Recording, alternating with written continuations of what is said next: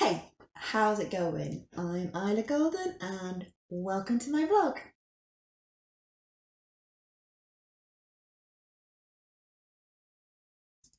Right, okay, so on this one, we are going to be talking about rewriting fantasy. That is the topic that I have chosen for this one, and I sort of gave a brief explanation of it at the end of the last vlog, where I said what I mean is how I take particular fantasy ideas and tropes and whatever and reinvent them for my own work and my own stories. And I think I want to talk about this partly because obviously Echo Echo is obviously filled with a lot of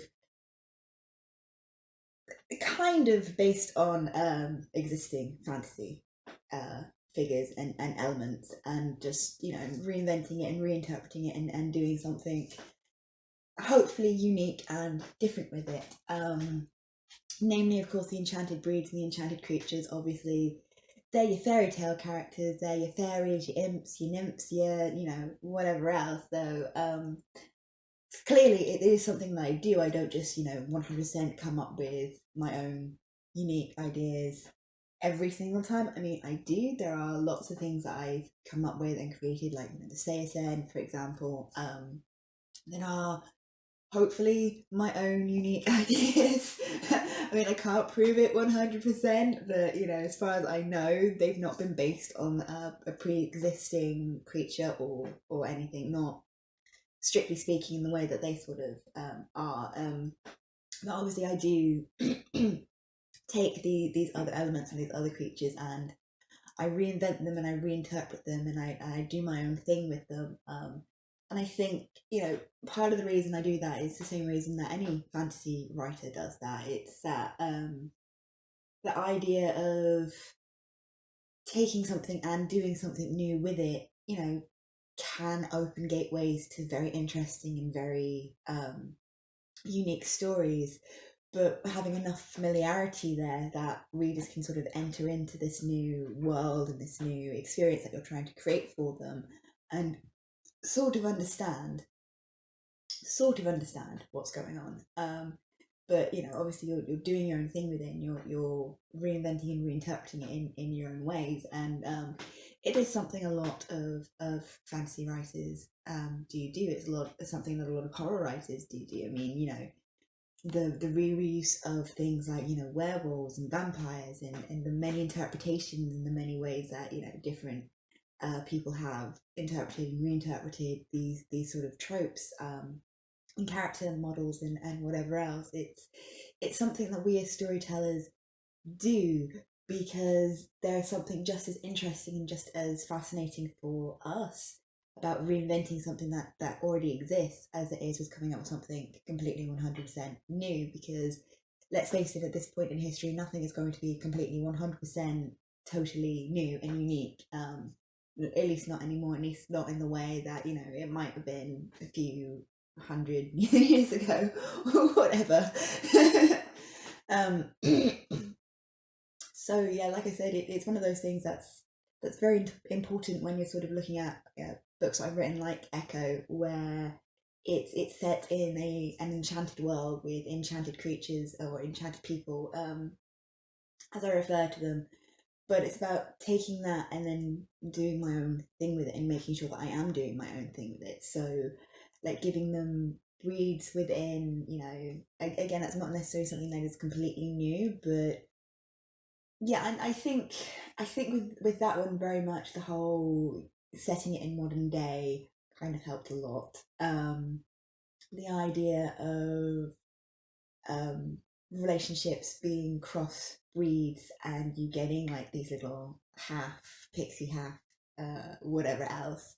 Um, it's kind of that's, I think, a bit more unique, not necessarily completely untouched before, but certainly I've given my own names and stuff to that sort of thing, and I've given my own names and stuff to some of the sort of the breeds within it, and giving them their own sort of identities and what sort of separates them from one another. And I've not gone with the idea of them necessarily being these little tiny creatures. I've kind of gone more with the more traditional way of looking at some of them, where they're actually, you know, human size, but not, you know, not necessarily strictly speaking the same sort of heights as us, but you know, that's my interpretation of it, that they're not, you know, these little tiny fantasy creatures that modern world has sort of made them a little bit more, but they are going back to sort of some of their more traditional roots for some of them, where they are more, you know, human sized,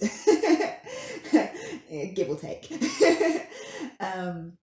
So yeah, it's, I think when you're kind of talking about reinventing fantasy and reinventing fantasy ideas that have come before you, it's about looking at like the whole history of those things, and everything that they've been, and everything that they, you know, every interpretation that they might have had, and trying to find something within that that you are exploring in a different way, or interpreting in a different way, or flat out rewriting, you know, as and when you can, and in the ways that you feel like the most comfortable with sort of doing it. And there's something about that that is, it is interesting. It's interesting in ways that sometimes you don't even really necessarily think about. And I definitely think sort of being aware of all of that history, but when you're actually going to writing it yourself, trying to sort of stay kind of neutral to that. So almost in a way sort of doing the research and then giving it a good 2 to 3 months, and then launching yourself into the project, and into, you know, what you want it to be, and how you want it to go, just so that you've kind of distanced yourself a little bit from all that direct knowledge, so that you are allowing yourself to interpret things in your own way. I mean, I have to admit, I'm not as good at the whole research side of things as I probably should be, in terms of, you know, when I'm talking about taking sort of certain tropes and reinventing them. I'm not, you know, I haven't looked into every single trope there is, I haven't looked into every single interpretation there is, but at the same time, my general knowledge about certain things is probably fairly good, and at least good enough so that when I'm coming to reinterpretation, I know what I'm doing, and where what I'm doing is more the reinventing side of things, and where what I'm doing is sort of taking either the modern ideas or the more traditional ideas, and, you know, using that as a sort of groundwork for my interpretation. And, you know, it's, as I said, you know, definitely with the enchanted breeds, there is a lot of that, because they are probably the closest parallel, when it comes to sort of like the more demonic breeds. Yes, I've worked with vampires and zombies. They do appear in one of the things that I have yet to publish. There are vampires and zombies, and they are my own interpretation on them. But they do, again, they do come sort of from a lot of the traditional way of thinking, and the traditional roots. But a lot of like the demon breeds that I deal with, because that is such a wide genre and there is so much of it out there, I've just kind of gone, okay, this is what I'm doing with it, and if it's following some of these tropes that have been pre-established, then so be it, and if it's not following any of those tropes, then so be that. But there's just too much at this point to sort of, you know kind of where you're going with it. So yeah, it's yeah. I hope I'm making sense here. As I said, I think there is something about reinterpreting and reinventing, you know, fantasy in your own way, that is just, it's where the genre needs to go, and where the genre needs to sort of move to. The idea that there is no such thing as new stories, just new way of telling old stories, I think there is a lot of truth in that, and I think we've got to sort of, as writers, whatever genre that we're writing in, take that idea and do something with it, and, you know, try to make the most unique stories that we can, and try to make the most, you know,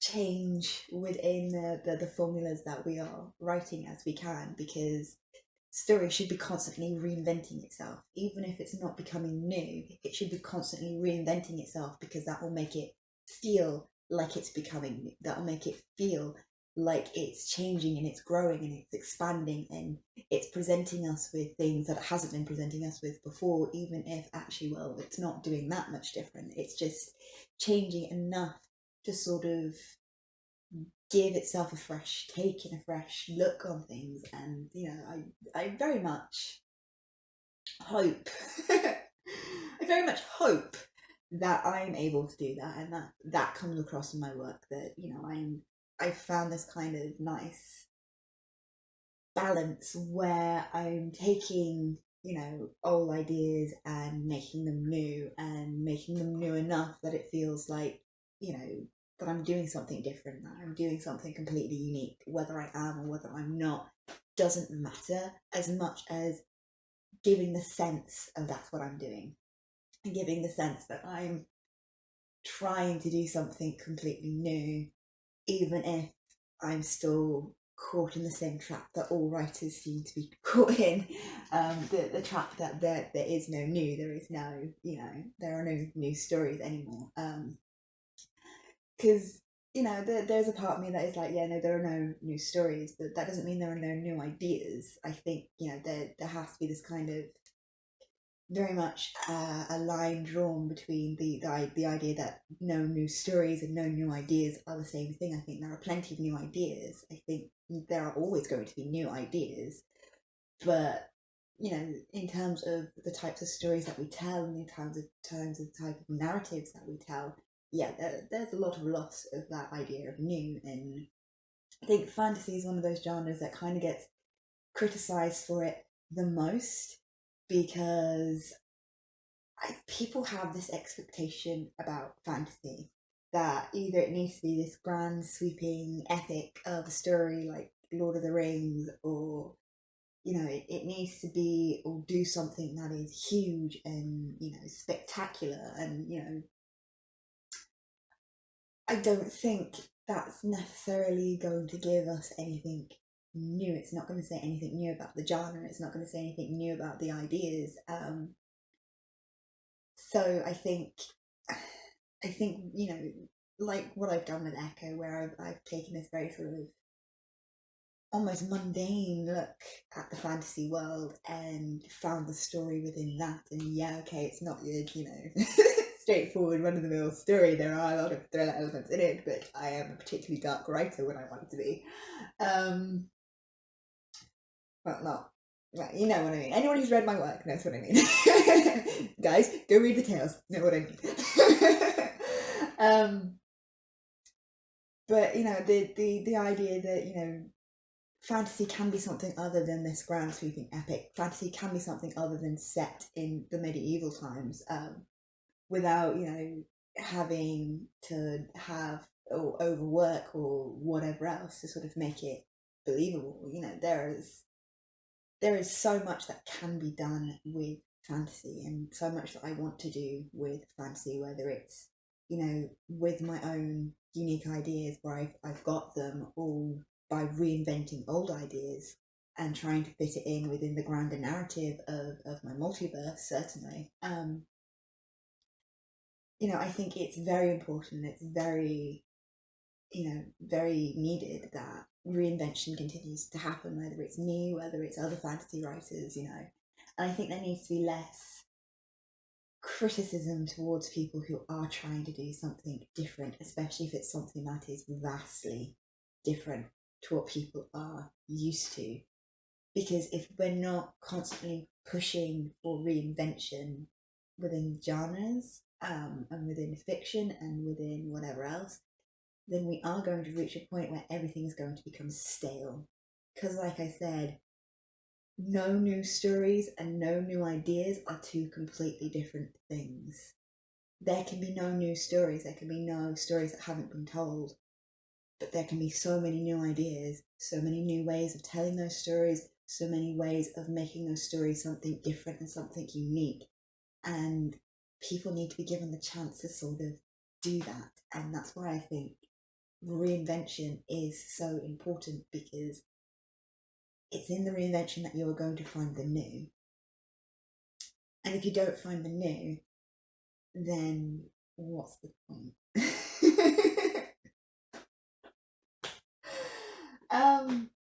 Yeah, I think I'm going to leave that there. I don't know how much sense my argument has sort of made. I'm actually surprised at how passionate I am about that. Whether that comes across or not, I don't know. But yeah, I think I'm going to leave that there. Okay, so the next vlog is going to be about signature style. A little bit talking mostly about my own signature style, but what I mean by signature style is all writers have things in their work that kind of lets you know that it's their work, as it were. And I definitely have certain tropes and certain things that I kind of fallen into that is very unique to my style. I think I talked a little bit about it in my how I've changed as a writer one. But I think I sort of want to talk a bit more generally about signature styles and maybe a little bit more in detail about my own signature style and stuff. Maybe we'll see. I've got time to think about it before I record, so who knows. Anyway, I hope you guys have found this one sort of interesting and you've kind of got an idea of what I'm trying to say with it. And I will see you next time. See ya. If you've enjoyed this video, feel free to check out some of my others. And if you like what you see, please like and subscribe. See ya.